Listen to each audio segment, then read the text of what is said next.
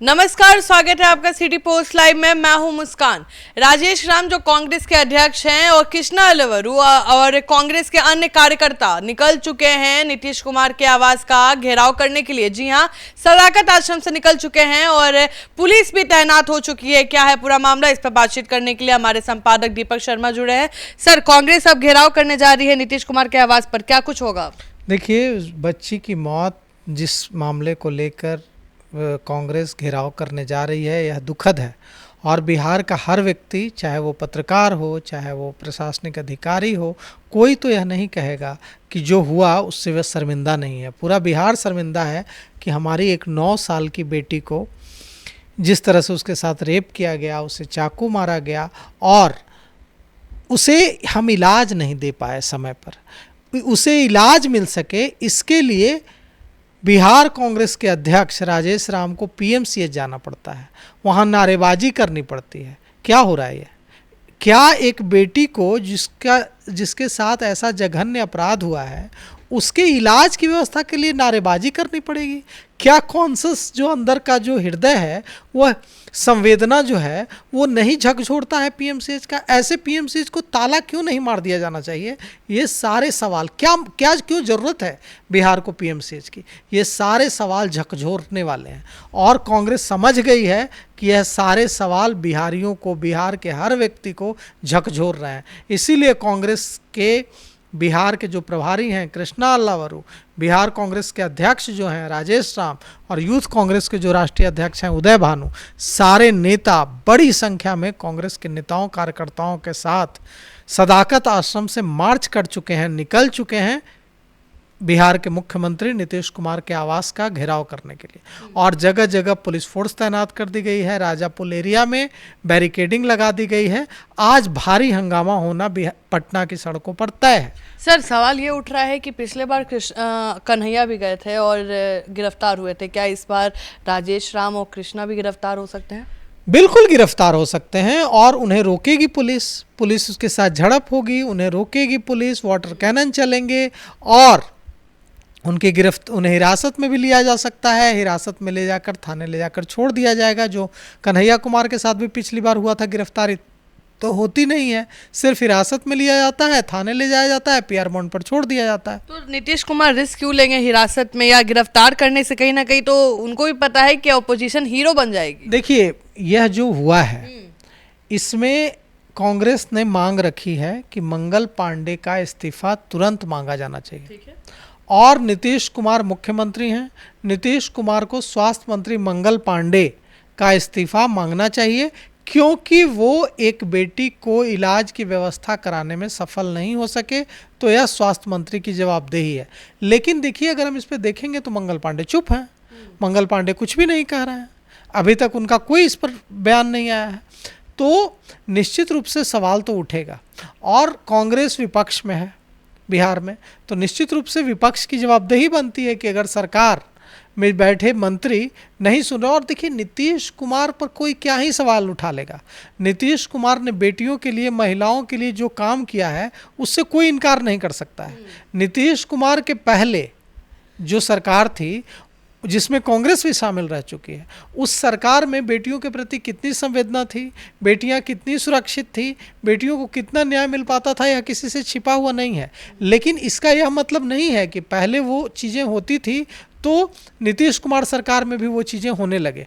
नीतीश कुमार सरकार तो इसी को अपनी यूएसपी मानती है ना, कि हमने बेटियों के लिए, हमने महिलाओं के लिए कितना आगे बढ़ाया, हमने बेटियों को एम्पावर किया, वुमेन एम्पावरमेंट किया, महिलाओं को शक्ति दी, बेटियों को शक्ति दी। और अगर इस तरह की चीज़ें हो रही हैं तो निश्चित रूप से अभी जबकि एकदम सख्त संदेश देने का वक्त है, तो अगर नीतीश कुमार सरकार की ओर से एक्शन लिया जाता है तो पूरे बिहार को लगेगा कि हाँ ठीक है, जिन डॉक्टरों ने लापरवाही की, पीएमसीएच की ओर से कल प्रेस कॉन्फ्रेंस किया गया था और कहा गया था कि हमने लापरवाही नहीं की। इनको शर्म नहीं आती है? ये लोग इन लोगों ने अपना शर्म कहीं रख दिया है, कहीं किसी पेड़ के खोड़हर में जाकर रख दिया है क्या? ये लोग जब बच्ची मर गई है तो आज प्रेस कॉन्फ्रेंस कर रहे हैं और पत्रकारों के सामने आकर पीएमसीएच के अधीक्षक और पीएमसीएच के डिप्टी सुपरिटेंडेंट आकर के कह रहे हैं कि कोई लापरवाही नहीं हुई है। ये वही लोग हैं जिन लोगों ने उस बच्ची को बेड तक नहीं दिया था, और कांग्रेस के जब नेता कार्यकर्ता वहां जाकर नारेबाजी कर रहे थे तो भी ये कुछ सुनने के लिए तैयार नहीं थे। ये इन लोगों को साफ करना होगा कि इन लोगों ने अब पीएमसीएच को क्या समझ लिया है। पीएमसीएच बिहार का हिस्सा है कि पीएमसीएच बिहार का हिस्सा नहीं है? और अगर पीएमसीएच बिहार की जनता की सेवा करने के लिए तैयार नहीं है तो ताला मार देना चाहिए पीएमसीएच को। क्या जरूरत है पीएमसीएच की बिहार में, जब हम अपनी एक बेटी को हम न्याय नहीं दिला पाते हैं? देखिए कितना गुस्से से भर गया हूं मैं, और ये जो मेरा गुस्सा है ये आप अभी हम लोग सड़क पर निकले और किसी भी व्यक्ति से, किसी भी महिला से, किसी भी बेटी से यह सवाल करें, देखिए वो कैसे गुस्से से भर जाती है, देखिए वो व्यक्ति कैसे गुस्से से भर जाता है। क्या क्या है ये? आप प्रेस कॉन्फ्रेंस करके सफाई दे रहे हैं, शर्म आती नहीं है? आज कांग्रेस ने घेराव किया, कांग्रेस निकली है घेराव करने के लिए। इसके लिए कौन जिम्मेवार है? इसके लिए नीतीश कुमार जिम्मेवार हैं क्या? इसके लिए पीएमसीएच जिम्मेवार है। ये पीएमसीएच कहीं का नहीं छोड़ेगा किसी। आप सोचिए कि जो लोग, जो पीएमसीएच का लीडरशिप इतना नहीं कर सकता है कि एक पीड़िता, एक 9 साल की रेप पीड़िता बच्ची को जो दर्द से करा रही है उसके इलाज की समुचित व्यवस्था कर सके, वो दूसरे दिन उसकी मौत के बाद कैसे नाटक करता है, कैसे ड्रामा करने लगता है और कैसे सफाई देने लगता है। तो निश्चित रूप से स्वास्थ्य मंत्री मंगल पांडे को, मुख्यमंत्री नीतीश कुमार को, और मैं तो स्वास्थ्य मंत्री मंगल पांडे से ज़्यादा मुख्यमंत्री नीतीश कुमार को कहूँगा कि मुख्यमंत्री नीतीश कुमार को जो उनकी छवि है बिहार की बेटियों को एम्पावर करने की, बिहार की बेटियों को सशक्त करने की, उस छवि का ख्याल रखते हुए जिम्मेवार जो लोग हैं, जिन लोगों की वजह से मुजफ्फरपुर में जब वो बच्ची थी तब उसे समुचित इलाज नहीं मिला, जब वो बच्ची पीएमसीएच लाई गई तो उसे समुचित इलाज नहीं मिला। और यह कांग्रेस का काम है क्या कि उस बच्ची को इलाज दिलाए?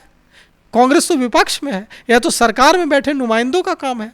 तो निश्चित रूप से ये सबको आज भी नीतीश कुमार से उम्मीद है कि इस मामले में जो लोग जिम्मेवार हैं उनके खिलाफ एक्शन लिया जाए, और ऐसा एक्शन लिया जाए कि दोबारा कोई ऐसी हिम्मत न कर सके पीएमसीएच में कि कोई दर्द से कराहता व्यक्ति, महिला, बच्ची कोई हो, उसको इलाज में देरी हो, उसको इलाज समुचित न मिल पाए और इस वजह उसकी जान जाने की नौबत आए।